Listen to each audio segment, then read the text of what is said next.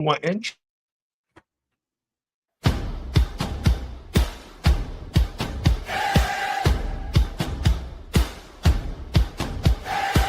Turn it up, here we go. You've been waiting all week.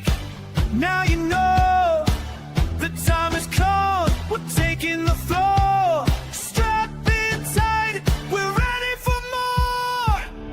It's 11 o'clock, time to bring it. The big show's here. You know we're gonna win it. Game day fever, feel it in your bones. We're cranking it loud through your head.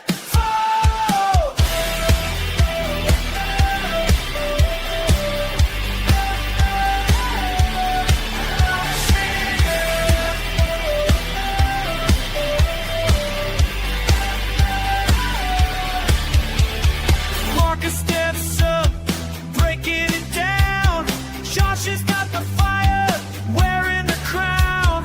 Johnny brings the heat, never backs away. Maniac lives up to the Navy display. M3's in the mix, tripling the thrill. 5 voices strong, bending your will. That load off. Another one. Ladies, gentlemen, college football fans across the world, not across the U.S., across the world, welcome to another episode of the Big College Football Show at 11. It's your boy, the Maniac. I'll be hosting today. This is Championship Saturday. As you know, there was a couple of championship games played yesterday, last night to be exact. I'm here with two of my brothers. I think Marcus will be joining us soon. We don't know about Mays. I think he's figuring out an NIL deal. But Marcus is here. I see him. Okay. I didn't see you, brother. Shout to you. But anyway, before I shout, I'll let my brothers introduce themselves, which you already know. These guys are A-list podcasters. We did have a game last week, guys. Michigan, Ohio State. I'm going to let y'all introduce yourself and give your take at the same time. So let's start with JOJ. Johnny, my brother, talk to the people. Yo, what up? Man, this season done flew by. We at championship week already. But, before I even get into anything, there's two streams. There's two streams of this. One of them is in portrait mode. The other is in landscape mode. So when you click on the stream, one of them is going to have a little phone symbol. That's the portrait mode. So if you don't like that one, you got to go back to the page and click on the regular version without the little symbol. But besides that, I mean, hey, we licking our wounds as Michigan fans, and hey, it's still more football to be played and to be watched. So let's get it. Let's talk about it. Josh, the resident Buckeye. You know, I was going to come in and do my Ric Flair monologue, but job not done yet. Facts. Okay. House divided, one half, the Buckeye half. Let's talk some football. Let's talk some championship football. All right. Marcus.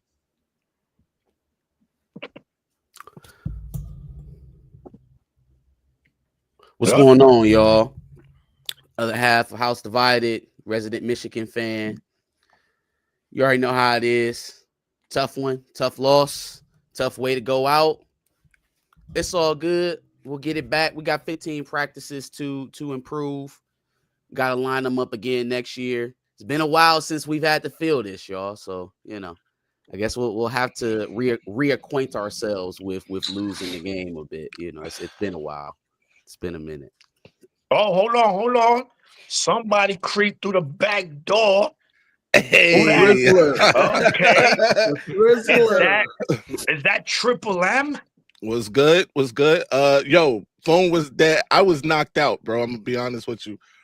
So I didn't even know y'all was doing the show until I woke up and heard the music playing on YouTube.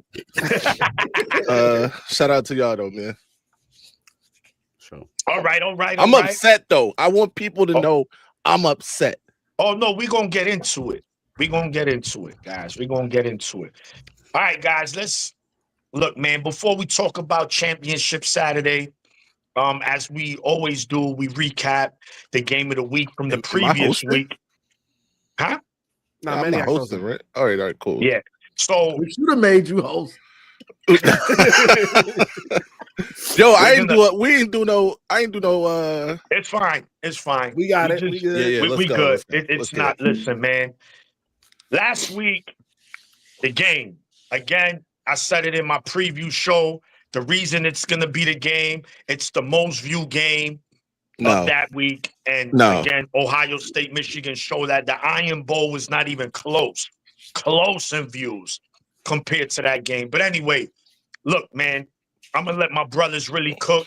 But just to sum it up real quick, for one half, Michigan hung in there. They had opportunities to jump up to a big lead, but they weren't able to. Again, the lack of execution in the red zone, the lack of a consistent passing game, a lack of a lot of things showed up in this game.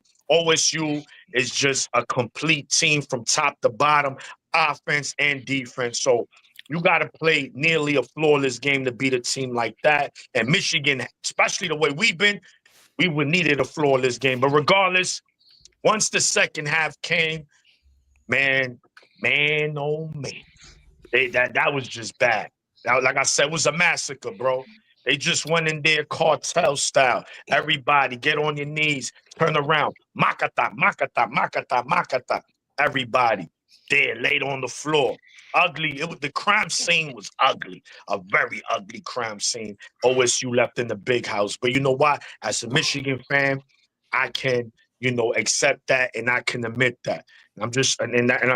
That's a shot towards the OSU excuse makers, because there's a lot of them. But the ones that keep it real shout the yard. But anyway, who's that? Maze, talk to us. What was your thoughts, OSU Michigan game? Well, much like you, let me say this. After the first play of the game, right? After the second play of the game, I was like, oh, yo, we good money, right? This is just big run, and then the short pass that ended up being a first down. Obviously, that drive stalls out, but we get 3, and I'm like, okay, whatever, I can live with that, right?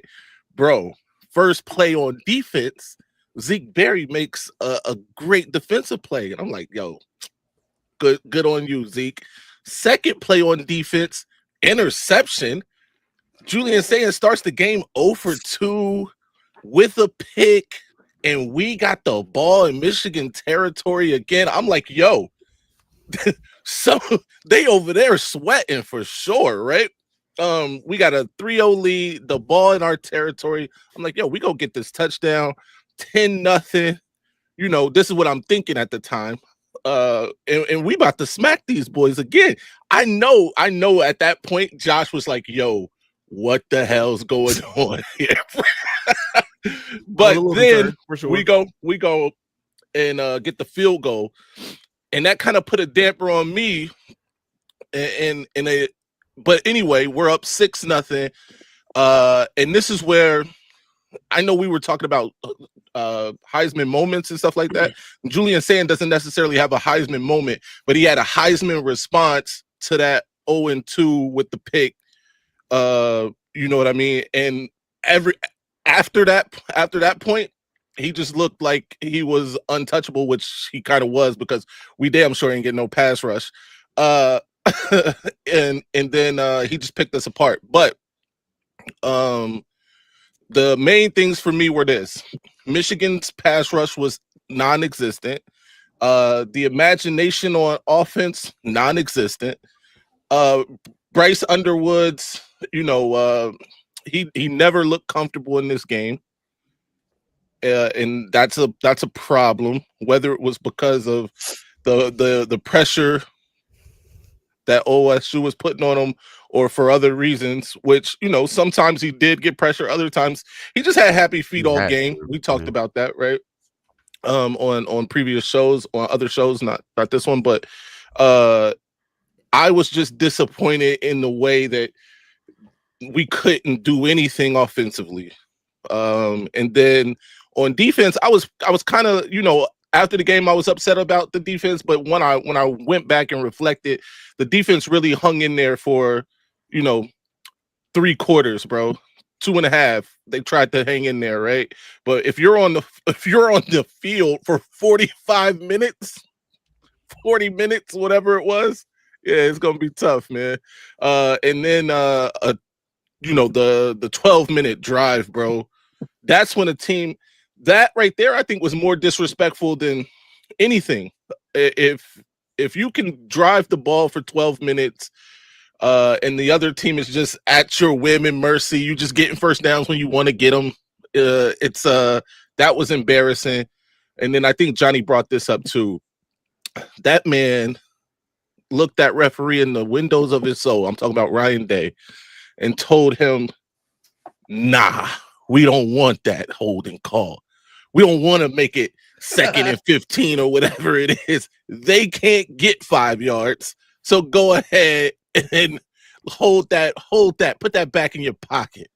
And then we went out there and proved him right. We couldn't get 5 yards. It was disgusting.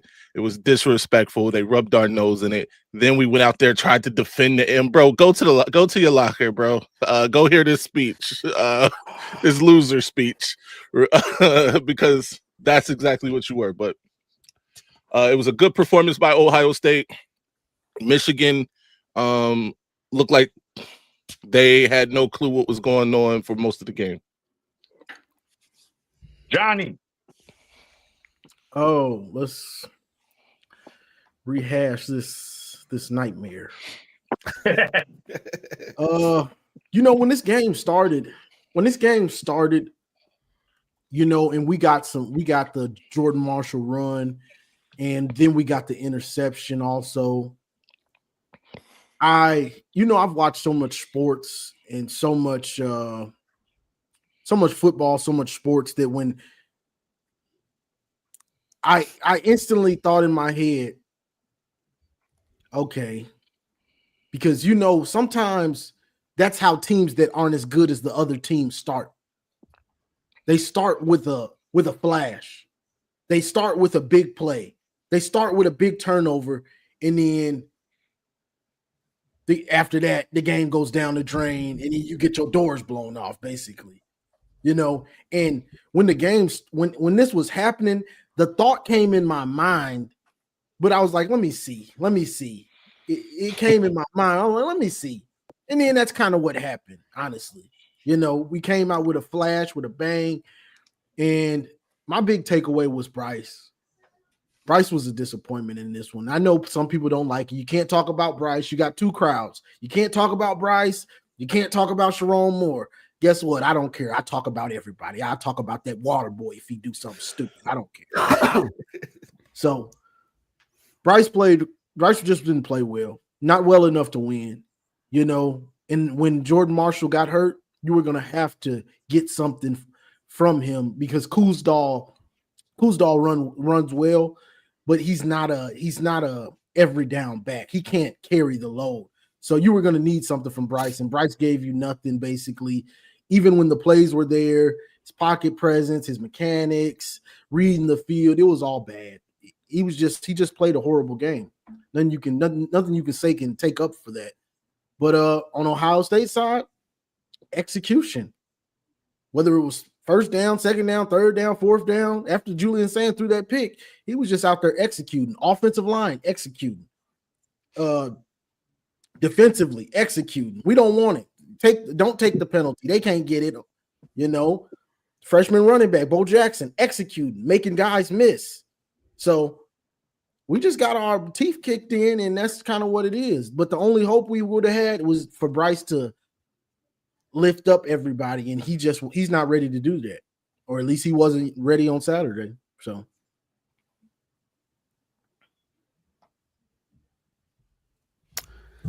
Yeah. I'm not going to repeat a lot that has already been said. I agree with a lot that's already been said. Tip your cap to Ohio State. They came out and did what they were supposed to do. They came out and did what you were supposed to do. They started this game, like you said, like Johnny said, with a flash, had a window of an opportunity to take advantage of it, and we kicked 2 field goals. That's the story, right? We can look at missed tackles because certainly there was a plethora of them. We can talk about injuries and certain absences that I swear to you will continue. I will never say that man's name ever again. We could talk about the fact that, oh, well, you got a freshman QB. If you're going to go in a game versus the number one team in the country and not get the ball in the end zone a single time, you're going to lose. It's just a question of how badly you're going to lose. Just a question of how badly. And, it's a sobering part of the season, but it's also a target, right? Now there is no question about where you're at. We back at I wouldn't say square one, but it's back to fundamentals all season for Bryce. First of all, they probably need to find a quarterback coach on campus. I respect Donovan Dooley, but he doesn't work for the University of Michigan. He's not coaching Bryce and only Bryce every day. Okay, that's what that boy needs. Not all right, let me head back to Belleville, go work with Donovan for a few days, and I'll be back. Nah. They need a on-campus, in the offense, quarterback coach to work on his feet, to work on his eyes, to make sure that he can set protections and the center doesn't have to do it, right? To make sure that he's just not checking down into coverage and he's actually letting the progressions open up. The most frustrating thing for me offensively is that going back and watching the game again, which I don't suggest doing, it's bad for your heart. But going back and watching the game again, there are so many opportunities that were just like left on the field, man. I mean, if we could have got to a point where we attacked the middle of the field at all with any level of consistency, that could have changed the complexity of the game. But not sprint outs where we're hitting the tight end and it's clearly covered. Not 3rd and 12, 3rd and 15, and we trying to hit a running back in the flat. It wasn't there for him in terms of feel. He has to attack that because Bryce, quiet as his cat, Bryce said a lot of shit. Said a lot of shit. Too much. He talked a lot, and so you know what? As a fan, I'm gonna sit back and I'm gonna let you say it. If it works out, cool. We all good. But if we end up here, now we pulling receipts. Now I'm a freshman that we never seen before. It's over for Ohio State. Like I was on the phone with Bron. I let him know this, that, and the third. No. Now you got to pay that off. You have to. Wasn't an issue 4.5 months ago. It's an issue now. He has to attack this offseason with some sort of fever. He has to need to have a want to be the guy, because I didn't like what I seen on Saturday, and I think a lot of the Michigan faithful didn't like what they saw. And so that social currency of being the number one recruit, this, that, and the third, that stuff dries up quickly. It dries up quickly. And so they need to attack, the entire team needs to attack this offseason with some real fever. Absolutely. And of course, last but not least, my man Josh. Talk your shit, champ. What was your thoughts the church say IOOH? IOOH? No, they say IO. I said OH. Learn. Anyway, matter of fact, no. Let's address you first, because you were the one that said Bryce Underwood was going to get more than 90 yards. I don't see that anywhere on the stat line, sir. Yeah, I can't play the game for him. And once again, like I said, we could watch the tape together. The 90 yards is more than there. The 90 yards is more than there. Did he execute to get it? No. And that's why I'm challenging him and telling him, a lot of this we have to lay at your feet offensively. But I can't play the game for him. I didn't want to come up here shit talking. First of all, I wanted to commend the four of you for keeping it up with the sportsmanship side of things. You know what I'm saying? Y'all gave props to Ohio State for winning the game. I appreciate that. I really do. Truly appreciate that. With that being said, so glad after 4 years that I can get up here and talk my shit just a little bit. Bryce Underwood did look shook. Jordan Marshall did come to play for a little bit. He did have me shook for a second, but I guess he's not 100%. And then from there, the game just kind of went our way. So happy about that. The only real thing that I have to say that hasn't already been said so far, for all the shit talking about how soft Ohio State looked when Jack Sawyer was trying to fight people, putting the flag up, is guarding the 50 not also that soft still as didn't fuck? happen, by the way. Like, we still didn't cry and be held back by staffers. Okay. Snatch flag. Like, it wasn't Sharon as dramatic. Sharon Wasn't definitely nearly cried as a dramatic. Are we talking It players wasn't- or it coaches wasn't. now? It wasn't. Is guarding the 50 not soft? Sure, get in the locker room. Absolutely. I have no reason to defend after game activities. We're not that's not of our character. So yeah, if you want to call it soft, it's soft.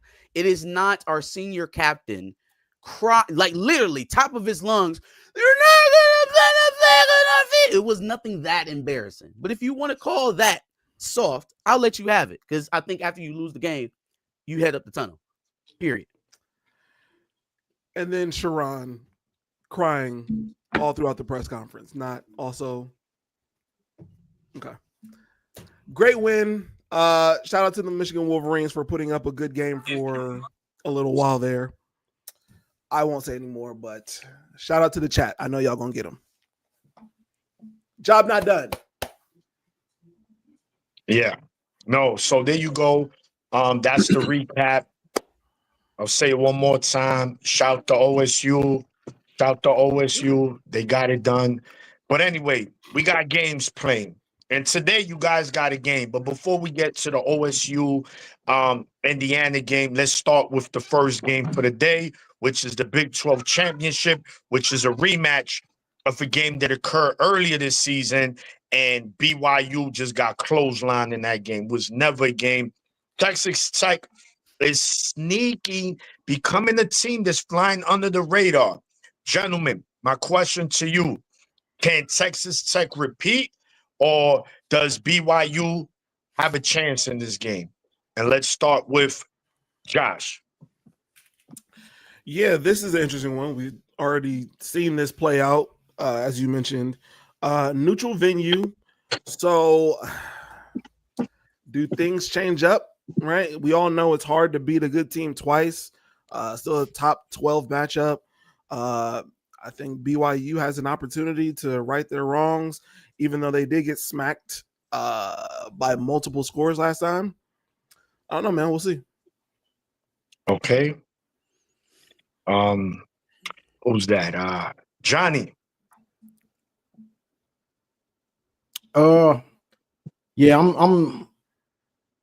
I'm not seeing it from BYU to be able to handle Texas Tech. Texas Tech's defense, and boys is playing some good football. They're more of a complete team, you know. So whether it's a home game or whether it's a neutral site game, I just don't see BYU being able to compete with them, you know. Plus they got the freshman quarterback who he's played pretty well this year. Honestly, I wish we use Bryce like they use Bear. But it is what it is. And so I don't think he's going to be ready for that type of defense, you know, not to consistently move the ball on them enough to win the game. Yeah. Marcus. Yeah, it's tough for me to completely lean into the logic of, you know, you can't beat a tough team twice or a good team twice in the season, because the advantages that I saw from Texas Tech, their first meeting was very similar to what we've seen last weekend from us. They offensively were stifled. It wasn't that they couldn't hang defensively, they couldn't get turnovers or play the field position game. It was the fact that once they had an opportunity offensively, they never maximized. So how do you improve that the second time around? Do they feel like there was something there schematically they didn't plan for the first time? Does Bear have a completely different game than he had the first time around with Texas Tech? Those are all things that are unlikely in football for me. So I don't know. We'll see how it plays out, but not very confident at the moment about BYU. All right. Don't let Maze, BYU make you sad, Marcus. No, they look like us. They look like us. you muted. You muted, Maze. Yeah, I'm with. I agree with what was said before me. I think the last time they played, BYU had 4 turnovers. That might not happen, but Texas Tech's defense is real. They spent a lot of money on this roster. They put a down payment on to try and put a down payment on the Natty. Looks like that's paying off so far, right? This they came out of nowhere, but they are a good team on both sides of the ball. They look like the more well-balanced team. BYU, their quarterback wears number 47. I don't respect it. Absolutely. So I just before we move into the SEC championship game, I want to ask you gentlemen this. So both teams currently have 1 loss. Texas Tech, they only lost coming to Arizona State. BYU, they only lost coming to Texas Tech. So is there a chance where BYU beats Texas Tech and Texas Tech still gets in, given the Big 12 2 teams in the playoffs? I think so. I think Texas Tech is in regardless. I believe. Okay. Lost to regardless, Arizona State. You lost to it. Let's say they lose. You lost to a team you already beat, and you only got one loss. So I just got 2 losses, and one of them was in the championship game. Come on. Yeah, and you don't want to keep devalue the way it's at least way it's set up right now. You don't want to devalue playing in the extra game. You're trying to increase the value of playing in that extra game. You don't want people to get knocked out because of it, Unless you're the ACC. right? Yes. Unless you're the ACC. See, so all right, because my thing is this: BYU winning, right?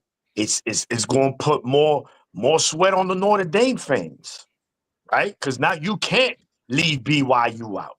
You can't jump Notre Dame over them. So Duke and BYU, they could do something really nice today. The issue is that this committee has no like set pattern of judging, right? Like it changes every year, and then this one might be the most ridiculous of them all. It's like we're holding quality losses above head-to-head matchups in some of these conversations, which is mind-boggling. So like the fact that we have this logjam now at the final week of the season is not surprising because they've created it throughout the last 7 weeks. And the rhetoric behind the move of Alabama over Notre Dame, which, by the way, if you feel like Alabama's a better team than Notre Dame, fine, right? Just say that, right? Because saying that when I heard that man say on 4th and 2 against a 5-7 football team, by the way, like stop it, bro. And I will give Notre Dame this much 17 credit. points early. Oh, they were up early. I'm like, shit, crazy. We was up 6-0 versus number 1 in the country. Go ahead, put us Thank in the you. 12. Put us in the 12, right? So The thing is, bro, like Notre Dame, who I don't like, by the way, but the facts are this: they lost 2 close games to 2 teams that, if it weren't for play-ins or whatever, would be in the playoff. If it was just the top 12 teams, both the teams Notre Dame lost to are in the playoff, right? And then they commenced to whipping ass for the rest of the season. They went on a 10-game ass whipping spree. Granted, those games that they played, those teams they played weren't great. They tried to prop up Pitt a couple times throughout the season. One of those times was right before they played Notre Dame, BTA. And so I got to give them that credit, right? But I also got to give Miami the credit for beating that team. I don't care if people are like, oh, it was week 1, whatever. Then don't play the game, bro. What we playing the game for? Exactly. Like this means something. Them beating Notre Dame means something still today. I don't care that it was the first week. Sure, does Notre Dame look better than they looked in week 1? Absolutely, right? But they still lost a game to this team with a similar record and that team probably should get rewarded for that. Should get rewarded. It's no probably. They should get rewarded for that. Yeah. I hate when And I people just say that. think, well, Go ahead. and I believe I asked this question before. Why don't we just adopt the FCS format of playoffs? You get the top 24 teams, and that's Ugh. it. They've been doing it Oh, for no. years. It has worked beautifully because the reason is it's gonna this playoff is gonna expand before it gets lessened. So let's just get right to it. Just put the 24 in and follow the same format because we won't have none of this argument. We'll know all these teams are going to be in. We don't have, he played them. No, you're going to be in. You might see each other again in the playoffs. And now you know why? This is where it's going to matter. But this 12 team is still having issues. It's still a lot of It's issues. always going to have issues. The point of having more teams is more intrigue. It's better for TV. The conversation of the last few in will always be the point of intrigue. Yeah. So it doesn't matter if you got 20 teams or 50, they're going to be arguing about the last few in. That's the point of it all. My issue, even right here at 12 teams, where we are today, are there legitimately 12 teams every year that people think are national championship worthy? No. That concept is insane. So to be talking about how does that increase the value of a national championship now? Right? Like if you have 24, 30, 50 fucking teams that compete for the shit, this is an invitational. It's a round robin scrimmage. It's not a national championship because the national championship is a competition between the elite programs in the country, and that's it. I feel like I had the best idea. Everybody's in the playoff from week one. The downside to this though is if you lose in week one, that could be your season. Should be. That's you had a 1-game season. Yeah. And then we'll figure it out. Yeah, but the reason why I get it, listen, I don't want 24 teams, but I'm saying we won't have these discussions. You're gonna tell me I don't care about the 25th team. We know half of those teams ain't gonna win the Natty. No one's gonna argue about that 25th team. Bro, you're the 25th team. Sit your ass down. Get these 24 in. Obviously, 4 or maybe 5 are going to have a legitimate shot of winning it all every year. Maybe 3. That's it. You're right regarding that, Marcus. Yeah. But to have 12, right, and say, we're going to expand it, and then we having this issue, this shit is caca-doodle, man. But anyway, we don't want to spend too much time. For sure. Second game of Championship Saturday. Dr. Pepper's SEC Championship. Another rematch of the regular season, the Georgia Bulldogs playing in their home state versus the Crimson Tide of Alabama. Man, Roll Tide Blitz, Bama Blitz. Now listen, it doesn't matter if it's Saban on the sideline or DeBoer on the sideline. Alabama has Georgia's number. Gentlemen, my question to you, very similar to the BYU Texas Tech game. If Bama loses and suffers their third loss of the season, do we still grant them access to the playoffs? I want to hear this panel. Marcus, let's start with you. So to answer your first question about Bama losing and still getting in, no. See, what's going to happen? Well, okay, here's how they do get in. If Texas Tech trounces BYU, I think BYU slides out, obviously. That'll leave a spot open for Alabama to stay where they're at. If Texas Tech loses to BYU and now we got to slide in Bama, BYU, we got to figure something else out with Miami and Notre Dame. Yeah, Alabama might be the odd man out. You lost your third. This is kind of like a must win for them to hold their position. So with that being said, I think a lot of the pressure here today is on Bama as opposed to Georgia. Yeah, which gives me an interesting tilt for Kirby and the guys. This obviously is a bugaboo game for him, a la Ryan Day in Michigan. But as we've seen that turn this year, why not another one, right? Since we just breaking streaks, I don't want nobody to have a streak. Since we can have nice things. No streak for you. Nice no streaks for you. I'm a streak Nazi. I ain't getting none. But yeah, that's where I'm leaning at the moment. Is I'm feeling the dogs. All right, Maze. Yeah. So I to answer. Let me say this. I think Bama's gonna win because I do think Kirby Smart has a complex when it comes to them. That said, I would love for Bama to lose this game because I want to see what they do. I do think that have that argument, that ridiculous argument of, oh, they had the guts to go for it on 4th and 2 against a 5-7 football team, by the way. I think part of that argument was to move them up in case of a loss to Georgia in the SEC championship so that the fall isn't as, as doesn't hurt as much, right? But like Marcus was saying, BYU beats Texas Tech this time. That's gonna make it a little more sticky. But I think that if they lose this third game, regardless of BYU and Texas Tech, they should be out. I think that should move Miami safely into the 12 because right now Miami's at 12, which means they're not in the playoff because did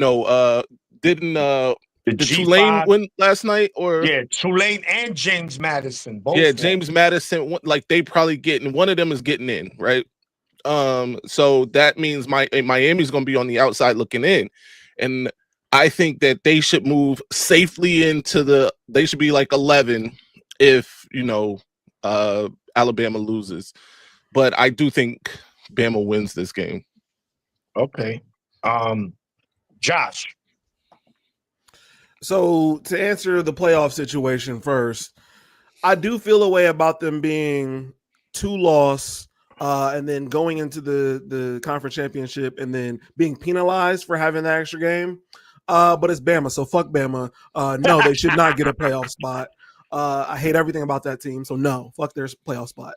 But as it pertains to the SEC conference championship, I've been talking a lot about narratives that need to be done away in college football media because everybody lives by them. I don't know why that happens, but there's one team that always seems to go against that, right? The narrative is that Kirby Smart in Georgia always finds a way to win a game. And despite the streak, I think Georgia wins it again. I don't know how they do it. They pull off an impressive victory against Alabama in the SEC Conference Championship. I know I'm not supposed to tell my pick yet, but I just see it happening that way. Gotcha. Yeah. Okay. JOJ. Oh, I hate to pick against Kirby Smart. And the way this year's going, they've lost it to Bama again. And again, they see each other in the SEC championship. And quiet is kept. Gunnar Stockton has put together a good year. Yeah. 20 passing touchdowns. Yeah. To 5 interceptions.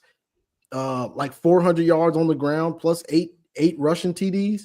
He's put together a pretty good year, honestly. And Georgia's just the more complete team to me because Bama struggles with the run game. So, I'm thinking go Dogs. Go Dogs. Go Dogs. So that's what I got. Yeah, so there you have it, man. And I think there's going to be a lot of narrative regardless if Bama loses. Like you guys said, why should they get penalized? They played in the deepest conference, and if they didn't play, they'll be in the playoffs. I don't want to hear that. I think Bama's done if they lose. I forgot you said that.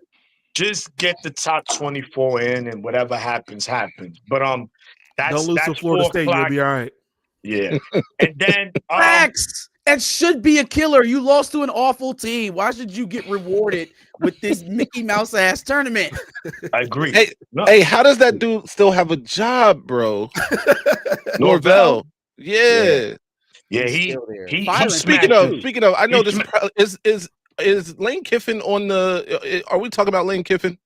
We'll get there. All right. We're going to do these 2 games real quick, and then we'll get to the coaching carousel that has been in college football the last week or two. So the ACC championship, you have the Duke Blue Devils, absolutely basketball school, going up against the Virginia Cavaliers. This is probably going to be watched by 70 people in the whole country. No one is going to care for this game, especially it's going up against the Ohio State Indiana game. So, listen, gentlemen, this is crazy. Bama. Duke sits at 7-5. If they win, I know there's something about the best. I forgot the criteria, but there is a possibility that they could win the ACC and still not make the playoffs. That's not automatically you don't get in automatically now because of that. I forgot how it works. Someone in the chat can explain. Maybe Chris Drew, because he's a nerd, so it's he the should top know. 4 conference champions to get the first round bye. So they don't. He's a nerd. He's a nerd. He knows. I Conference mean, in a good champion is way. crazy. But look, Virginia, Duke. Go ahead, gentlemen. I mean, who we gonna go get? Mays, what you think about this game, man? I don't have a lot to say about this game. I do think if Virginia wins, they get in. Everybody think? Yeah, they're in if they would have win. Yeah. Which also would make it interesting on the Bama if they lose, on Notre Dame and Miami too. Like, why did I catch that straight? So yeah, I'm interested to see like what happens there. I think Virginia is gonna win this game. Sorry if I'm giving away results here already, but I think they do win, and I would love to see what the committee does then with Bama, Notre Dame, and Miami. But that's I don't really listen. If Duke wins, that would just be. I just think it makes it easier on Notre Dame and Miami to get in, or the combination of or one of those two teams.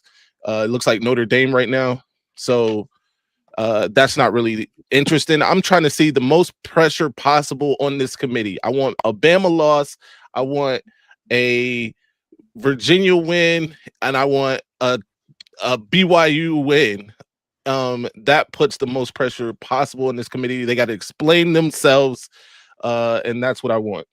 Yeah. So somebody in the chat did explain it. They said the top 5 conference champions get in, and if Duke was to win, they said James Madison makes the playoff. You see, so I knew it was something of that sort. Yeah. All right. Who's next? I'll go. Johnny. Yeah, this one, this one's like a whatever type game. I mean, it's on with same time as Ohio State. Who's gonna be watching that? Nobody. Virginia fans and Duke fans, I guess. But I got Virginia in this one. I just think they're a better team than Duke. What am I supposed to say? We ain't got much time, so I'm trying to move on to Ohio State, Indiana. Yeah. Yeah. Josh or Marcus? Marcus went. No. Yeah. Okay. Now let Marcus. Oh, Marcus. Yeah. Mays went first. Go ahead, Marcus. For sure. Yeah. No. What was I about to say? I think that crazy enough, this game has more playoff implications than the Big Ten championship does. Yeah. Yeah, but we care about that. Yeah, the landscape doesn't really change at all, regardless of win or loss in the Big Ten championship. So. Not that I'm going to be watching this game. I'm just saying in terms of implications, if you're looking for what was important to the playoffs, it's a little bit more important over there. I will be looking at Virginia to close out, man. I like what's his name? Tony Elliott. I'm a fan of his. I like him, and I like Fran Brown out there in the SEC. They got some good personalities, but this would be a major step for them, because as much as a lot of the teams in the ACC get overlooked or under, Clemson and Florida State, Miami shadow, those teams do not take control of that conference.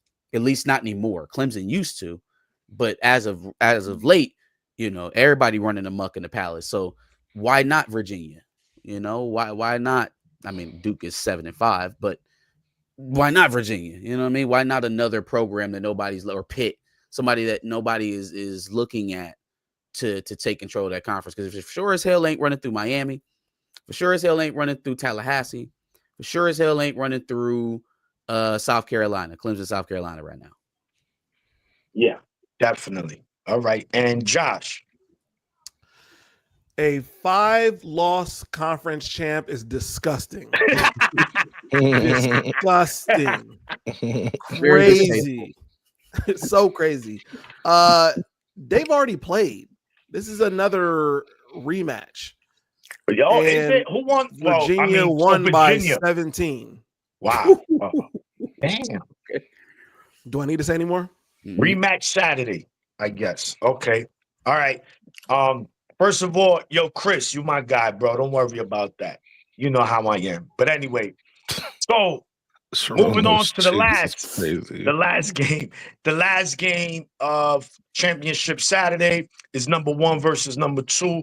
Ohio State taking on Indiana. There's been a debate back and forth. Who's 1, who's 2, who's the best team in the Big Ten? My question is this: you gotta favor Ohio State, but gentlemen, this is a game. These are 2 teams that just might see each other in the playoffs again. So, how much, if you're a coach of these on either sideline, how much of your hand you showing in this game, right? How vanilla are you gonna be? Because it doesn't matter who wins this game, right? It really doesn't, because what matters is in the playoffs, and both teams are going. And the chances are they might see each other again. So the question to the panel, if you're a coach, if you're Cignetti, are you Ryan Day, or you going all gas, no brakes, or you saying, let's just play with the back part of our playbook. Let's see what we could do with that. Or it don't matter. That we treating this game like any other game, and we trying to cook. Maze. So I'm not especially like at this point in the season, I'm not like a huge fan of, let's save something in the playbook, bro. If it's a play that we think is going to be successful, let's use it, bro. Because at this point, everybody else got to, they got to know it and decipher it and be able to beat it in real time anyway, with athletes that are probably inferior to if I'm talking about if I'm Ohio State, with athletes that are probably inferior to mine anyway. Like, so what does it matter? And I think a lot of teams should think on that level, right? The Georgias, the Alabamas, Ohio States of the world. With Indiana, I don't think they can afford to not.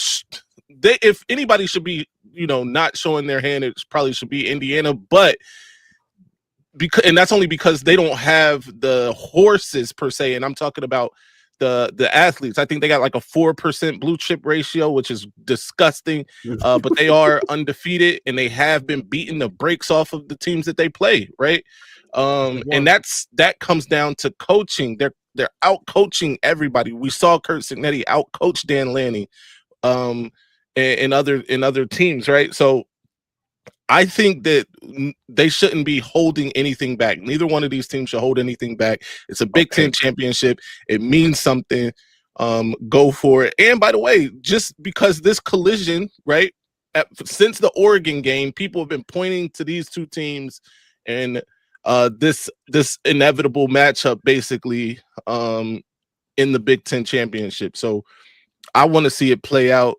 I don't think that Indiana has the requisite horses to do anything to stop the other state, who is, I think, only 4.5-point favorites, which if you're a betting person, bet Ohio State covering that spread.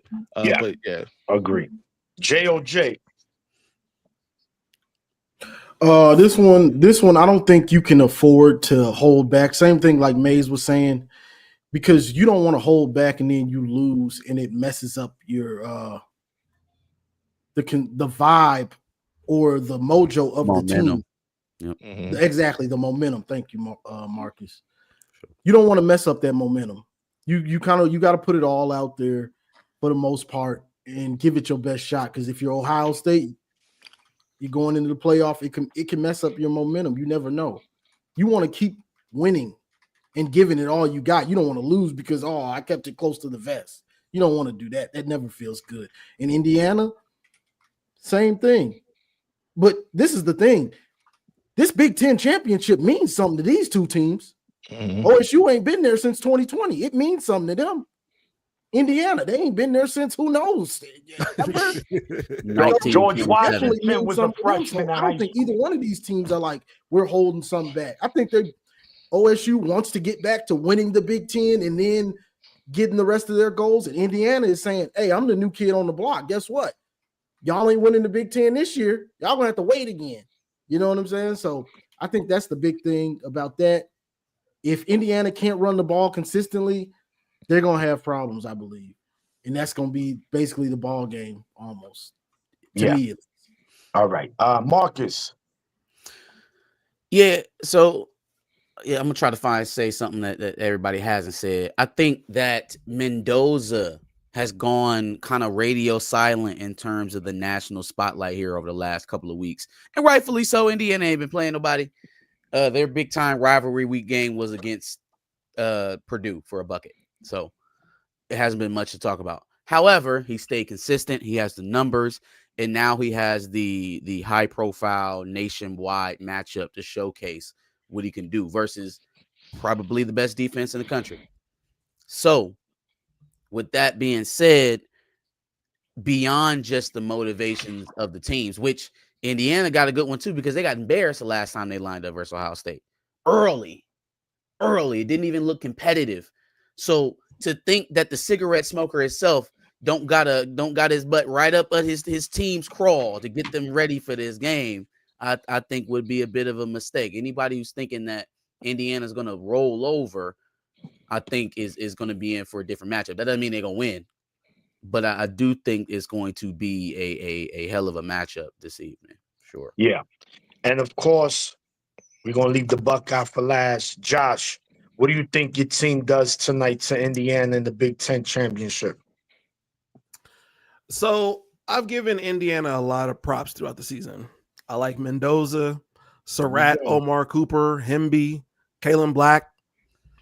However, when attempting to put Indiana in a box and figure out what they are, they've proven to be more like the Penn States, who I still think is the talented team, the Iowas, the Oregons, even the Michigans, as Michigan looks to improve next year, than they are the Ohio States. I feel like when we're talking about a drop-off, there is Ohio State, and then there's nobody else. There was some disrespect somewhere in there. That's not even disrespect. They're a great team, but there is a drop-off. There is a drop-off, right? And while Indiana has a great offense and defense, the difference here is the talent level and the coaching. Ryan Day has proven to be the GOAT. He went in and beat Michigan. And then even with Hartline leaving, still secured Chris Henry Jr. That man is the GOAT. Way to scam children. Hell yeah. We scammed the hell out that kid. No. Yeah, I hear that. No. Right. Honestly, talent level and coaching, one of these coaches is still begging you to Google them. I got Ohio State by 10. All right. Yeah, that sounds about right. So, look, man, I'm going Texas Tech. I'm going Georgia. I'm going Virginia. I'm going Ohio State for my picks this Saturday.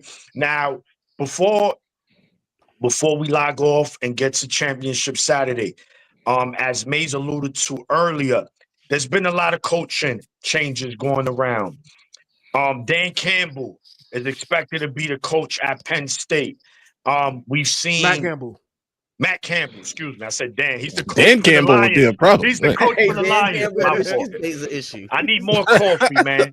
I need more coffee. And we've seen Lane Kiffin. He took his talents to LSU, and of course, Ohio State losing their best coordinator, their best recruiter, and Matt Hartline to USF. And I think that was smart for Matt Hartline. He took kind of a lower-tier program. He didn't jump in. No, it's smart. Test the waters. Let me see how I look before he say, okay, I'm going to take on one of these elite programs. But Ohio State. Let's go. Hey, maybe down the line. Let's go. They sent this man to coaching camp until Ryan Day goes to the NFL. Right in his recruiting base. Right. Yeah. So, USF. gentlemen, what do y'all think about these all these coaching changes and everything else regarding these my man Hartline? Two things. One, Matt Campbell, way to go from a coach that I liked to a coach that I now have to hate. I have to hate you now. And then two, LSU going from one hoe to another hoe is crazy. That's all I got.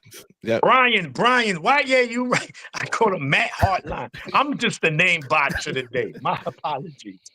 Everyone's Matt. Oh, and Yeah. good luck to Brian Hartline for sure. Brian. Really bless you. Nah, I don't like Matt Hartline. I hope Matt Hartline goes down there and stinks it up. No, seriously. In terms of this is what I wanted to get to. Lane Kiffin has won absolutely nothing, and he keeps falling into talk about Success. failing up. Now, granted, Ole Miss he didn't fail up necessarily. Ole Miss is a playoff team this year, but literally everywhere he's been, he's failed up, bro.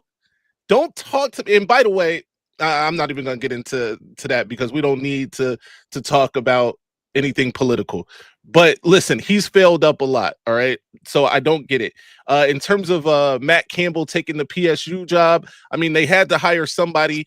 They went from a guy who can't consistently beat Ohio State or Michigan to a guy who can't consistently beat Iowa.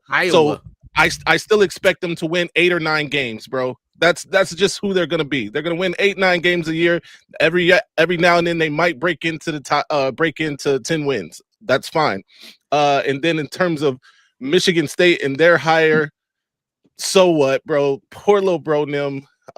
It looks dire over there. They're still gonna suck. But I really wanted to get people's perspective on Lane Kiffin. He doesn't deserve the jobs no job he's ever gotten. Yeah. Tag me in on the Lane Kiffin side. Yeah, Marcus, go ahead. Cool. It's very interesting, right? Because they got Brian Kelly out of there because obviously I think it came down to culture for Brian Kelly. I don't think anybody liked it. This is a fact. He was a hoe. And so then we're like, all right, guys, let's think about culture. Let's think about a guy who's going to bring in a winning culture here. Really things that LSU cares about, getting back to winning the SEC, getting back to winning national championships. And so they went out and they combed through all of the coaching candidates, and they landed on the one who has won no SEC championships, no national championships, doesn't even have a winning record versus top 25 teams. And he's doing it in the middle of a season where his current team is already a playoff team. Oh my God, I got to go to LSU. The recruiting race is so frothed with talented recruits, and I could win a national championship there. As he's at a place in the heart of the South where there's talent-rich players everywhere, and he's currently competing for a national champion. And so LSU get it in their mind, no, that's our guy. That's our guy. That's our man. Get him down here. You know what I'm saying? Get him through there. Come on, Lane. We got you. Let me do that. Let me do that. They pay that man big bucks. They deserve everything they about to get from that man. And I mean, that's $13 million a year, bro. They deserve it For all. a man who's won Every nothing, last literally nothing. He's won nothing. Crazy. Patty Crazy. Fitz at Michigan State, we beat him every year when he was at Northwestern, respectfully. Matt He didn't gotten Campbell, off to a nasty start, by the way. I don't know what Michigan State got going on. Yeah. Oh man, the recruiting picture. Man, they wilding up there. They wilding. Nasty. His car washes is starting early. Nasty work. Matt Campbell is a wet sock. I do not fear Penn State now. And you're right, that's like their seventh choice. And then I think the best hire of the offseason is James Franklin at Virginia Tech. Absolutely. Best hire of the offseason so far. Virginia Tech went from like South Dakota State had a better recruiting class than Virginia Tech. They moved all the way up to 23, their highest per recruit ranking ever, I think. So yeah. And he was stuffing Penn State in a locker on early signing day. It was disgusting. Real quick, before I let Johnny and Josh cook. Speaking of recruiting class, Penn State only signed 2 players. I think Burger King Tech got a better recruiting class. Bro, what y'all didn't hear is Penn State actually texted James Franklin, "Hey, big head, on the second day early signing. Crazy. Yeah. So go ahead, man. We gonna rock out a little more. Ain't nobody rushing to see BYU Texas Tech. You know, so we could rock out until you guys want to just call it a day. But I mean, I already said what I need to say about the coaches. Yeah. all right. Johnny, you said Johnny. anything? Pat Fitzgerald was a good hire, but it's gonna take some time. It's gonna take a little time for them. I mean, he's a good hire, but we don't know exactly how good he can really have them. Especially when he was at Northwestern, that was the old Big Ten. It's a new Yeah. Big Ten. Yep. Yeah. People are forgetting that too. Who's the Campbell from Iowa State? Yeah. Matt Campbell. Yeah. Dan Campbell. He's a good coach. He's a good And coach, Matt but Hartline. how far is he taking Iowa State, really? You know, so some of these coaches that, yeah, they're at a smaller school and they've done good things, but what's his peak? What's his peak? Is his peak national championship? Is his peak fringe top of the Big Ten? Or what is it? You know, some of these coaches you don't know. You know, it sounds good, but you really don't know for sure. Lane Kiffin, that was a rock and a hard place, that situation, because it got to the point where Ole Miss was telling them, go, get out of here, go. Yeah. You know what I'm saying? So the fact that he wanted to stay, because who builds a team and then you make the playoff and you actually do have a chance to win a natty? Like, they've got a really good team. Correct. Like, And who wants to leave that? yeah. No, and I'm glad you brought that up, Johnny, right? Because that's a legitimate question. If you're Ole Miss, I know you bitter that he's leaving, but you know what? Let me have him coach this team because I know he's leaving. So anything we do in the playoffs can't hurt us. We're not supposed to be in the playoffs. So every win is going to help my program. Let him coach. I'm letting him coach because even if, let's say we win the Natty, coming back next season, bro, that's going to only help Ole Miss on the national level, right? What if he goes and takes that game? No, because he now is the coach at LSU, bro. What incentive does he have for Ole Miss to be good? Not even that. Look what James Franklin just did to Penn State. He rated their class, and some of them players on that roster is on their way too. By the way, Ole Miss did that. Ole Miss players did that. So a couple of them are going to LSU now. Yeah, I was say you want to give that man an extra 3 months to keep talking to the roster and keep talking to the staff and keep talking to folks and convincing them. Hey, listen, we going to LSU. Question. Would you rather have your roster or a natty? Natty, bro. Well, you'd rather have a natty, but again, we're trusting Lane. Do you trust Lane Kiffin? By the way, and I'm not even talking about just that he won't tank this for Ole Miss, but to win the natty. No, is to both of those. For me, the answer is no. I think to both. Yeah, like I don't trust that he won't go out here and sabotage us on any given championship or playoff game in any given playoff game, and I definitely don't trust that he's gonna win the national championship. So it's not worth it. Let's get somebody that at least wants to be here, coach the team. Yeah, I just feel that he started it. Let him finish it, regardless of what's going on, right? He did build Ole Miss. He made them to what they are. Let him finish this with his players, at least. Me, again, if I'm the AD, that's just me because you know what? I'm trying to win the natty, and that's going to be easier for me for coaching higher. Look, we just won the natty, bro. We got players, and they flipped some players from LSU, right? From where Lane Kiffin is going. They said, I don't want him to coach me. I'm going to Ole Miss, where he used to coach at. So, I guess, look, man, and it gives Lane Kiffin. Just wait? Like, if you wanted to coach the national championship game, why you just wait? And it gives him also, to me, an opportunity to say, this is why you hiring me, LSU, because LSU is hiring him to win national championship. They're not hiring him just to win 9-10 games in the SEC. So you can say, listen, if I could do it with Ole Miss, imagine what I could do with LSU. And this is why I chose. So it's going to be, it would have been interesting if he would have stood around, obviously he's not. So we'll see, how this interim coach fares in the playoffs coming up for Ohio State wins a game and Sean Schrock comes from out from under a rock. Fuck out of Where here. you? Oh, there you go. This Trockster. These guys, bro. Let me read. Let me read it these is. super It chats is. before It we- is what it is. Let me read these before we go on. Hold on, man. Yeah, go ahead. Robert Howard, member for 1 month. He's a member. You should be a member. Look at Blue Wolverine out here gifting everybody with one of the best. You get a Christmas membership. came early for You some get a people. membership. This is Christmas for some people. Right. 20 memberships gifted by Blue Wolverine. Shit, let me get one, Blue.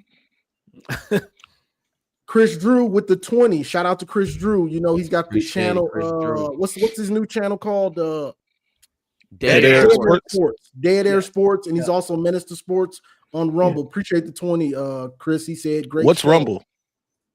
Rumble is like Minister YouTube. was on- It's similar to YouTube. It's just not as big as YouTube. All right. Conservative YouTube. Mizzle Mar, Ah. appreciate being a member for 3 months, and Mar said, "Appreciate the $2. Praying hands. Salute." Appreciate you. Yeah, Shout out to Mar Mizzle. Yeah, Mizzle man. Mar. yeah, but it's look, man. College football is heating up. When is the first? When is the first round of the playoffs? December. the Tonight. week of- No.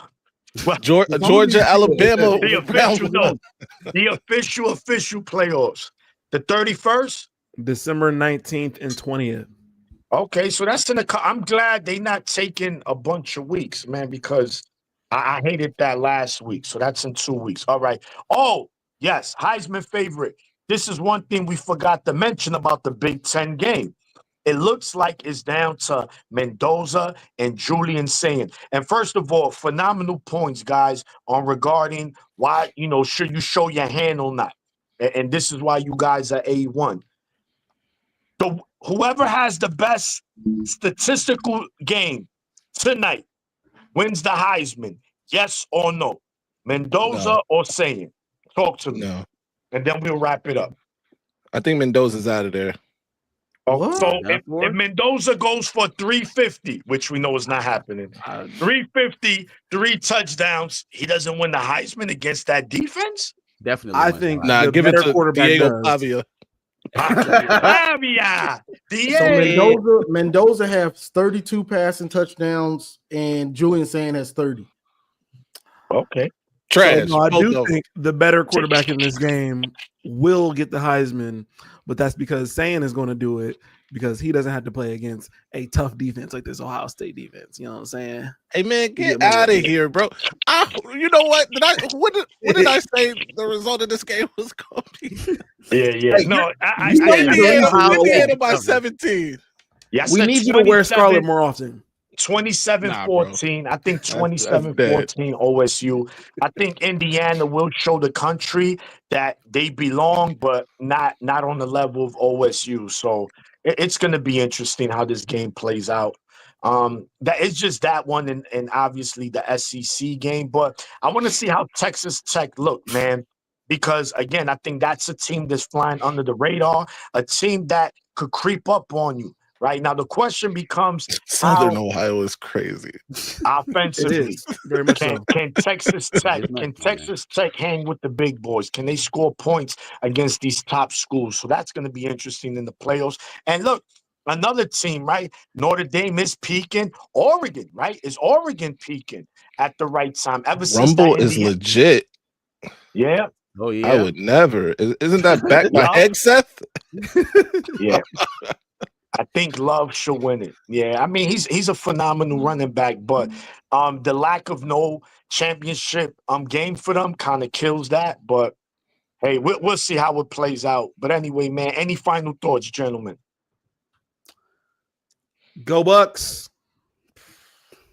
All right. That's crazy. Yeah, no.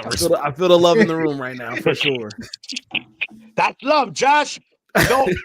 Silence is love. Trust me. Oh, okay. Don't I'll- lose. Don't lose because we're fucking Silence is worse than the first round of the booze. playoffs too. And we'll talk about how Indiana stomped all over that ass.